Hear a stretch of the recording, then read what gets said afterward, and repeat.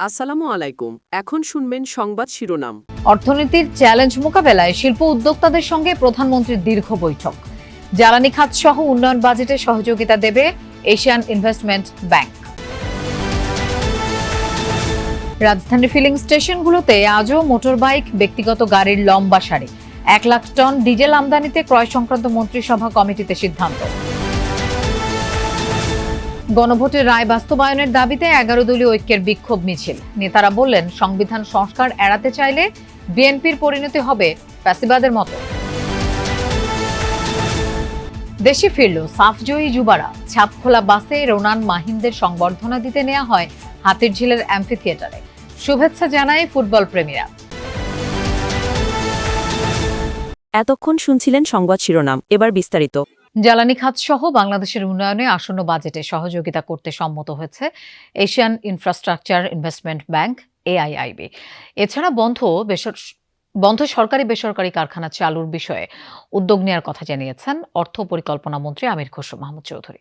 বিনিয়োগ বান্ধব পরিবেশ তৈরি করতে দেশের বেশ কয়েকজন ব্যবসায়ী ও শিল্প উদ্যোক্তাদের সাথে বৈঠক করে মতামত চান প্রধানমন্ত্রী তারেক রহমান।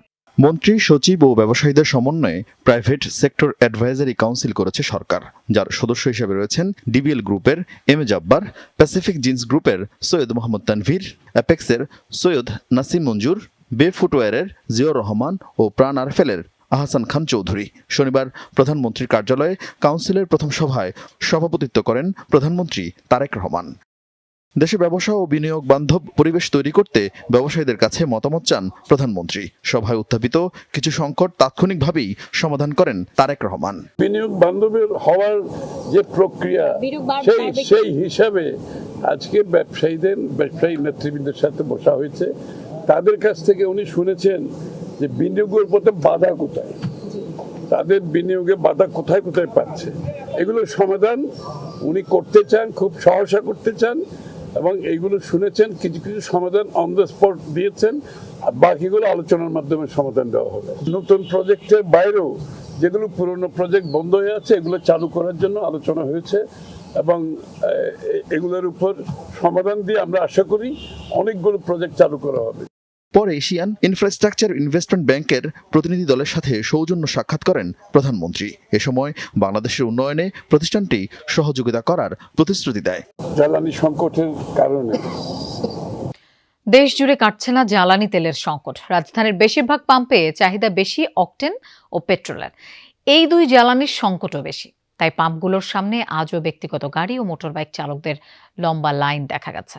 অনেক গ্রাহক জানান, জ্বালানি তেলের সংকটে তাদের জীবিকা বন্ধ হওয়ার উপক্রম হয়েছে।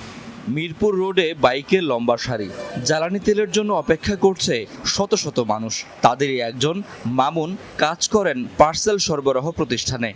তেলটা না পাই তাইলে আমার এই অফিসে কার্যক্রম বন্ধ থাকবে, আর আমাদের যেহেতু টার্গেটে কাজ, টার্গেট ফিল আপ না করলে তো আমি মান্থলি ভাবে স্যালারিটা পাবো না। তেল না নিলেও বেতন পাবো না, আবার তেল নিতে এসে বেতন বন্ধ আর কি।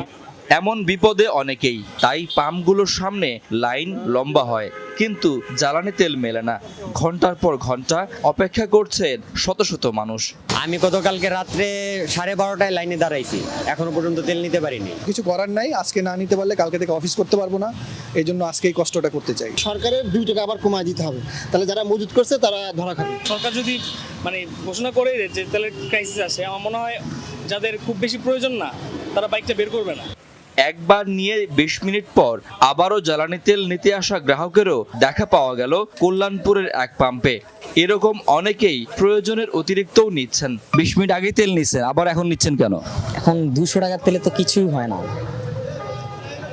এদিক ওদিক যাওয়া লাগে, ভার্সিটি যাওয়া লাগে। এখন তেল নাই, দেখেন আপনি টাঙ্কি খুলে দেখেন, আপনি ক্যামেরাটা এখানে মিক্স করেন, দেখেন কতটুকু তেল আছে। এরা তেল নিয়ে আবার ঘুরে ঘুরে আসতেছে। ডিপো থেকে দেয়া জ্বালানি তেল পাম্পগুলোতে সঠিকভাবে পৌঁছানো ও বিতরণ তদারকিতে দেখা গেছে কোম্পানিগুলোর প্রতিনিধিদের। তারা বলছেন, গত বছরের হিসেবে পাম্পগুলোকে জ্বালানি তেল সরবরাহ করা হচ্ছে। পাম্পের ব্যবস্থাপক বলছেন, চাহিদার অস্বাভাবিক বৃদ্ধিতে বরাদ্দ জ্বালানি তেল শেষ হচ্ছে কয়েক ঘন্টার মধ্যেই। 4 দিন ধরে অকটেন ছিল না তাদের, আজকে অকটেন দেওয়া শুরু করছে। আর ডিজেলটা তারা নিয়মিত পাচ্ছে। ডিজেলে তেমন সিএলএ না, শুধু অকটেন।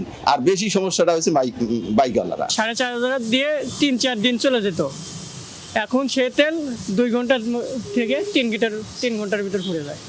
এদিকে সকালে রাজধানীর বেশিরভাগ পাম্পে মেলেনি অকটেন এবং পেট্রোল, তবে সেখানে ডিজেলের সংকট দেখা যায়নি। শাকিল হাসান, যমুনা নিউজ। দেশের রাষ্ট্র ক্ষমতা একক ব্যক্তির দ্বারা পরিচালনা করবে বলে গণভোট চায় না বিএনপি, এমন অভিযোগ করেন 11 দলীয় জোটের নেতারা। বলেন, সরকার গণরায়কে হাইকোর্ট দেখালে জনগণ রাজপথে মোকাবেলা করবে। সংস্কার এড়িয়ে আবারও ফ্যাসিবাদ কায়েম করতে চাইলে বিএনপিকেও ফ্যাসিবাদের পরিণতি ভোগ করার হুঁশিয়ারি দেন জোটের নেতারা। বিকেলে গণভোটের রায় বাস্তবায়নের দাবিতে বিক্ষোভ মিছিলে এসব কথা বলেন তারা। বিএনপি সরকার ক্ষমতা গ্রহণের পর এ প্রথম রাজপথের আন্দোলনে বিরোধী দলগুলো। বাইতুল মোকাররমের উত্তর গেটে আয়োজিত এই বিক্ষোভ কর্মসূচিতে অংশ নেয় 11 দলীয় জোটের নেতাকর্মীরা। গণরায়কে প্রত্যাখ্যান করলে গণরায় আবার এই সরকারকে প্রত্যাখ্যান করতে বাধ্য হবে। অবিলম্বে গণভোটের রায় অনুযায়ী সংবিধান সংস্কারের দাবি জানান তারা। সংস্কার নিয়ে বিএনপি মুনাফিকি আচরণ করছে বলে অভিযোগ করে সমাবেশে জোটের নেতারা বলেন, সরকার গণরায়কে হাইকোর্ট দেখালে রাজপথে মোকাবেলা করবে জনগণ। আমরা যারা 11 দল এখানে একত্রিত হয়েছি, we also have a plan. We will never allow fascism to return to Bangladesh. BNP যে পথে হাঁটছে সেটা জনগণের বিরুদ্ধ পথ, সেটা ফ্যাসিবাদের পথ। আমাদেরকে তার বিরুদ্ধে রুখে দাঁড়াতে হবে। 70% জনগণের হ্যাঁ ভোটের রায়কে যারা অস্বীকার করে বেঈমানি করতে চায়, তাদের স্থান এই বাংলার মসনদে হবে না ইনশাআল্লাহ। জোট নেতারা বলেন, গণভোট, গুম প্রতিরোধ ও প্রতিকার, দুদক, মানবাধিকার কমিশন অধ্যাদেশ সহ অন্তর্বর্তী সরকারের আমলে জারি করা 20। দর্শক, বলছিলাম আপনাদের, দেশে ফিরেছে অনূর্ধ্ব-20 সাফ জয়ী বাংলাদেশ ফুটবল দল। টানা দ্বিতীয়বারের মতো এই শ্রেষ্ঠত্ব ধরে রেখে সন্ধ্যা 7:30টায় অবতরণ করে মিঠু রোনালদের ফ্লাইটটি। 6 এপ্রিল পুরো দলকে পুরস্কৃত করার ঘোষণা দেন যুব ক্রীড়া প্রতিমন্ত্রী আমিনুল হক।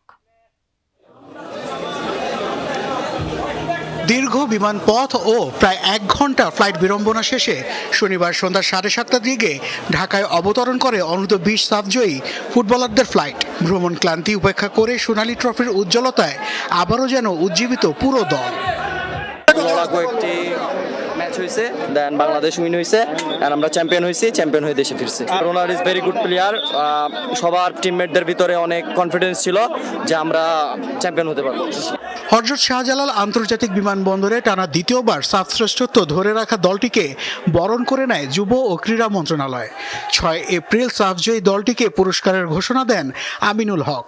পাশাপাশি সুলিভান ব্রাদার্স জাতীয় দলে খেলার জন্য প্রস্তুত আছে বলে জানান যুব ও ক্রীড়া প্রতিমন্ত্রী। আগামী 6 এপ্রিল আমাদের বিশ্ব ক্রীড়া দিবস রয়েছে, আপনারা জানেন। সেই দিবস উপলক্ষে আমাদের একটি সংবর্ধনা অনুষ্ঠান আমরা